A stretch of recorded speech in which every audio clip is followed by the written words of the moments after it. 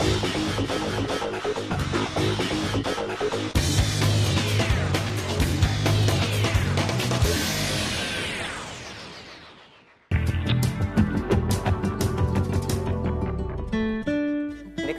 3 or 4 quarters, we don't see any of the mall development which will come in Bangalore.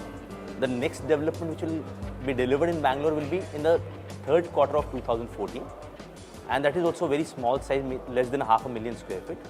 Most of the retail larger development will get delivered in 2016 and 2017.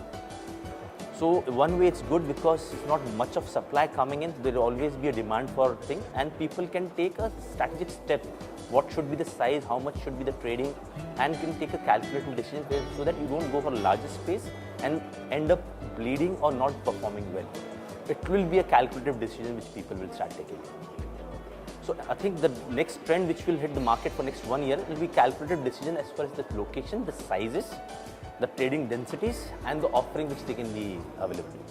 See what happens when you got larger areas, larger format, like I said, you tend to take larger spaces. So your average trading density reduces. Then your performance levels goes down. So when you got places which not larger sizes and you can choose and the correct size is being working for, I think retailer will always look for profitability from the store and the development in totality, what is the brand mix which is available, because they speak to each other. So once they've got a limited offering and spaces which can be chosen from a correct destination, I think retailer will look for the right place and the right size. Chennai is a little difficult market from that perspective because the depth in the consumers to spend is limited compared to another city. South, definitely Bangalore will lead the pack for lots of, because the quality of cost, quality of population, the consumer spending is far ahead, and the ability of the capital attracts, that city attracts them on the outside of the city as well, is much more. I see that it would be a balanced thing where the retailer would make money, where the landlord would make enough money to take construction cost and a little bit of profit, rather than the huge profit that they made pre-2009, and the retailer would be able to get up a space that he needed to make sure that he can run up a profitable operations from the shopping malls. It will be a mix. So there are pockets for high streets, example. There are pockets which are Jubilee Hills, Banjara Hills, which is for a premium segment of brands. There are markets like Himayat Nagar, Dilsukh Nagar, which is suburbs, which has a semi-premium type of brands ability. So the requirement compared to what the retailer is asking, the size of formats and the supplies are basically not matching in all the high street locations. That's the reason why when the malls are going to come in, I think they will do a good justice to brands which can accommodate those type of requirements. So if you ask me over a span of 8 months, I don't see any challenges which is coming up, and we'll have a stable growth in the market. So from a consumer perspective, people are waiting for good malls to come in. As I said, last mall was inaugurated, which was 4.5 years back. So people are quite excited with the property of Manjeera which is coming up. So I think there is a lot of excitement as far as the customers are looking at it. As far as the retailers are looking forward for the right match. So once these malls are in play, the retailers will do justice, and the market, because of the stability being coming up, with Telangana issue getting over, and a lot of stability has come in now. So it should be a win-win for both retailers as well as landlords. Because of the pent-up demand and because of non-availability of quality supply in Calcutta, people are venturing into tier 2 cities like Guwahati or Bhubaneswar. So in Guwahati and the northeastern Seven Sisters states, we see a lot of demand because the customers there are young, they are fashionable. It's a young, fashionable, upmarket city. But again, from a logistical point of view, once Calcutta being a metro city, if I'm not present, somebody is not present in Calcutta, they won't want to go to the other cities. It will remain as it is today. So though we see that a lot of market correction is happening across the country, but I don't think for Calcutta it's going to have a huge impact on the market correction, because the land prices remain more or less same. The construction cost remains more or less same. So the landlords will not change their mind to accommodate the retailers' request for getting it on lower rentals. The suburbans of Bombay, say beyond Borivali, on the western track, we'll have the Vasai Virar belt. It's a new municipality. It has over 2 million population and completely ready for retail. The house prices, the real estate prices in that place will be an average of 60 lakhs. And that's the right catchment for modern retail to go in and serve. But it's still not recognized by a lot of retailers who feel that they don't want to be that much outside Bombay. Similarly, you come onto the other side, you have Vashi, Panvel, and New Mumbai as an emerging catchment, which maybe some shopping centers have come in and is getting this recognition. Now, all this for a retailer's perspective behaves like Bombay. So this extended part of Bombay, which is called the Mumbai Metropolitan Region, should be behaving like an NCR. So the retailer has to be looking at it as an MMR, Mumbai Metropolitan Region, which includes the city of Bombay and the extended suburbs, which have a significant population on their own and can sustain retail and develop it as a bigger market. Inorbit has got a shopping center in Vashi. It's maybe one of the best Inorbits, performance-wise. The population is big enough. There are other centers planned, and it's under-retailed. On the western track, I think the market is just getting noticed. We are in the process of developing the first few centers there. It's a 20 lakh population and there's just one center under construction. Some of the tier 2 cities will have lesser population and will have more number of centers. And that's the disparity. You're talking about a population which works in Bombay, consumes like Bombay, is more expensive than a lot of other cities, more expensive than a lot of metros, and just has one shopping center for a population of 20 lakhs. That's the hidden potential in this part of the world. As at right now, we are seeing a very dearth of supply. So I don't think many projects are coming up. Every year, we would be adding 1 or 2 projects in the entire MMR region, if you may say that. And this is very less for a city of this size. 2 projects in a year is very less, considering that there's still an under-retailed belt and every retailer has the intention to grow further. But I don't think prices are rising. I think the retailers, since there is no supply, whenever the supply comes, the retailers are cautious. Bombay still gives them great performance compared to other cities, and so the rates are high. But I don't think they're rising because of this supply constraint. I think they're constant. One half of Pune, where these 4 centers have come up, stabilize. The population is growing exponentially in these markets, so it's going to become more robust and retail is going to develop. And there are other growth corridors of Pune which will start seeing centers. These are again under retail. So for example, Pimpri, Chinchwad, which is a municipality in itself, is under retail. We're going to see 1 or 2 centers come up within the next 24 months. Aun is going to have a center of its own, which is again doesn't have a center of its own. It's at least a 600,000 population. I see Pune growing geographically along 2-3 directions. Pimpri, Wakad, and I see those will be the new growth corridors when it comes to newer retail developments. Pune fortunately is having reasonably priced real estate for being able to create these shopping centers, and I think the new population which is coming in because of the spurt and growth in the IT is going to be an ideal catchment, an ideal consumer for the retailers in times to come.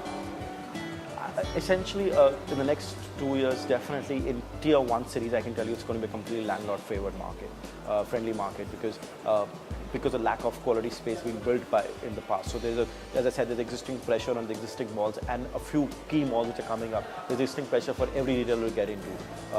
But it's not going to be landlord-friendly in saying at the cost of the retailer.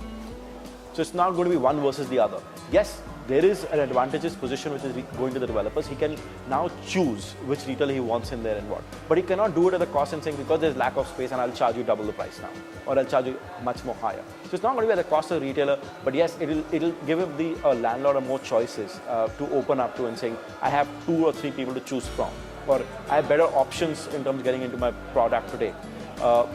In tier 2 markets, the challenge is a little different. It is going to be a tenant-friendly market. Neither is going to be neither going to be a tenant-friendly market, neither going to be a developer-friendly market, because we are not seeing the depth in the consumer there to increase their purchasing or their wallet spend on retail, particularly fashion or international fashion for that matter. They're still going and watching movies. They still would go and spend on F&B, which is QSR led. So the Pizza Hut and KFC and the Pizza, the Domino's and the others will still sell, or Subways will still sell. But if you do a fine dining bar, restaurant, sports bar, they're not willing to spend that money. They will not spend money in the international fashion. They'll still buy domestic fashion, or they'll buy a lot more ethnic wear, which is a high street led, really, not mall led. So there, the challenge will continue for both the retailer and the developer, because smaller cities, the demand, the customer is still not used to spending, or he's still a little wary, or the women specifically would still wear a lot more Indian ethnic wear than they would wear international fashion wear. So for international fashion wear to enter into these markets, still the market is much smaller.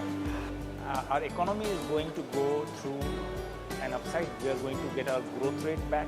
We're going to have investment flow in. The current government policies are going to start having its impact.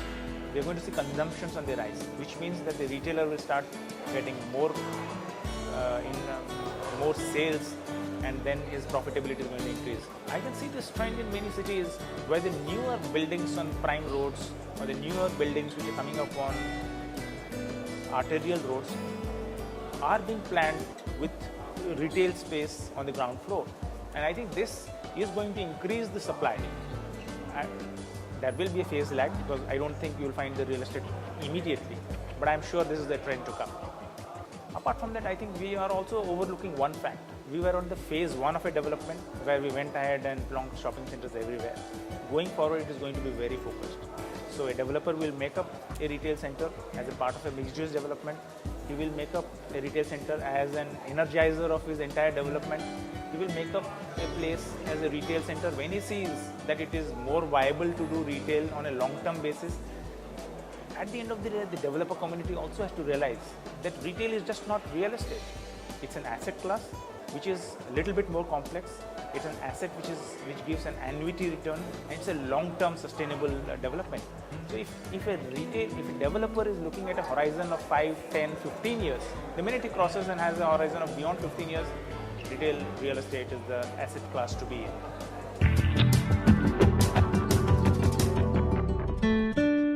Bangalore is the chosen destination for all the retailers. God has been kind with the weather, and you've got all the comforts and luxuries which can be availed under the roof. Retail in Bangalore will rock for another 5-6 years. It's the most economical destination in the country as of now when you compare it to other metros. Retail has got a beautiful future in this place. If you want to grow, if you want to exponentially grow, come to North India. The second one that I want to make, if you really wanted to make money, the highest GDP of this country is NCR. Come and open up stores in North India. And the last one is that if there are really good quality malls that are coming up, it's only in North India. We see a lot of, big retailers like, people like Future Group Central or Marks and Spencer's desperately wanting to come to Calcutta. So that is something which we should leverage on. So that is one. And from the developers' perspective, we would definitely want more developers to come in and understand the concept of malls and make more malls and make Calcutta more shopping friendly, because high streets are very limited in Calcutta. So there are hardly 3 high streets in Calcutta: Park Street, Kamak Street and Elgin Road. And there's Gadiat Market, which is an old conventional market. So you see a lot of old sari walas, jewelers operating from there for the last 50-60 years. So we would definitely, like to see more development from the developers' end to come out and, think of making malls like a South City or a Forum Elgin Road, or now the new coming mall like Quest, which is coming up. So, something like that to make Calcutta more customer friendly, retailer friendly, and a destination for shopping. I think this is one city which will see a lot of suburban development. So retail real estate, both from a retailer and developer perspective, is that India is not one country. It is a federation of states put together. So it's a lot of mini Indias in a different shape and form which exist. Both developers who can innovate their product when they're making a shopping mall for each city or a region which they're making it for, in terms of the immediate catchment, it has to be different. You cannot imitate what's worked in a Delhi and Bombay and put it in a Guwahati for that matter. From a retailer perspective as well, you cannot stock the same way, you cannot do the same sizing in terms of your stores, you cannot do the same formats, because those markets and customers behave very differently. the Bengalis will still love their fish, the North Indians will still love their chicken, and the South Indians will still love their rice, right? So you have to understand that these are individual communities. They may talk English, they may be well English educated, but they may not necessarily, wear or entertain in the same way a different set of customers in a different region would. So the headline is very clear. You have to develop a very adaptable and a flexible business model, both from a developer's perspective and a retailer's perspective. Whoever can do flexibility will succeed in this race. And who can't, then you'll be left, and you'll be left in the sense you'll not be able to build up scale. You may operate and do great in a region, but you will not be able to build up scale. The retailer will be mature enough. We will have understood the market. We will have understood the people. Shopping centers will be localized and customized to the customer. We will have a choice of the different types of shopping center. I mean, not a cookie cutter model like we see in a lot of places today, but something dovetailed to specifically focus on the neighborhood. We will have a plethora of neighborhood centers. We will have regional centers which will have larger reach than the current centers. Hopefully some of the business models and some of the product categories will have evolved to become more robust, and we'll be able to command more anchor status. We used to always deliberate among ourselves at forums like this that we are 50 years behind the United States. 4 years back, we used to say we are 15 years behind United States. I think in 2020 we should be 15 years ahead of United States.